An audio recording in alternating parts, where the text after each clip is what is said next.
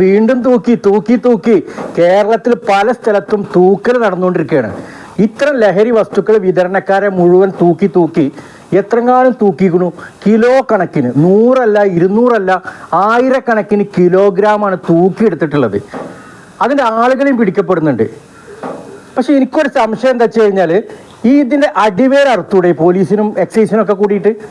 ഇത് രണ്ടുപേരും രണ്ട് തരത്തിലൂടെയാണ് നമ്മൾ ഈ ഒരു പദ്ധതിക്ക് ഇറങ്ങിയിട്ടുള്ളത്. പക്ഷെ ഇതൊന്ന് സംയുക്തമായ ഒരു സംഭവമാക്കി മാറ്റിയിട്ട് ഇവർക്ക് എന്ത് ചെയ്തൂടെ?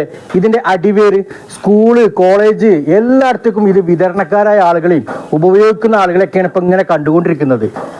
എത്രത്തോളം കുടുംബങ്ങൾ ഭയങ്കര ആശങ്കയല്ല ഇരിക്കുന്നത്.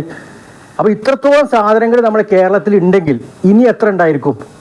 അപ്പോൾ ഈ ടീമിനെ പൊക്കാൻ വേണ്ടിയിട്ട് ഇവർ അടിവേരറുക്കണം. കാരണം ഇത് ഒന്നിച്ച് കൊണ്ടുവരുന്ന ടീമുകളുണ്ടാവും, അവരിലേക്ക് നമ്മൾ എത്തണം. അപ്പോൾ ഇതൊരു ഫലപ്രദമായിട്ട് മാറുള്ളൂ. കാരണം ഇത്തരം പരിപാടികൾ നടക്കട്ടെ, അത് നല്ലത് തന്നെയാണ്, അതിനൊന്നും എതിർക്കുന്നില്ല. എന്താ നിങ്ങളുടെ അഭിപ്രായം എന്താ? ശരിക്കും ഇത്തരം കാര്യങ്ങൾ ഒന്നിച്ച് കൊണ്ടുവരുന്ന ടീമുകളുണ്ടാവും, ഒന്നിച്ചെടുക്കുന്ന ടീമുണ്ടാവും, അടിവേരുണ്ടാവും, അവിടേക്കാണ് എത്തേണ്ടത്. പക്ഷെ പലപ്പോഴും സംഭവിക്കുന്നത് വെച്ചാൽ അടിവേരിലേക്ക് എത്തൂല. അപ്പപ്പം ചെയ്യുന്ന കാര്യങ്ങൾ അപ്പപ്പം ഇങ്ങനെ കാണും, അത് ഹൈലൈറ്റ് ആയിട്ട് വരും. പക്ഷെ അടിവേരെത്തുന്നില്ല.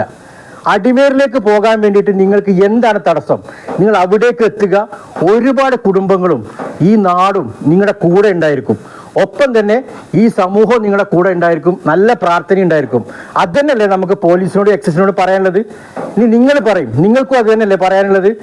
അത്തരം പ്രവർത്തികൾക്ക് എപ്പോഴും ഞങ്ങളുടെ വക ബിഗ് സല്യൂട്ട്.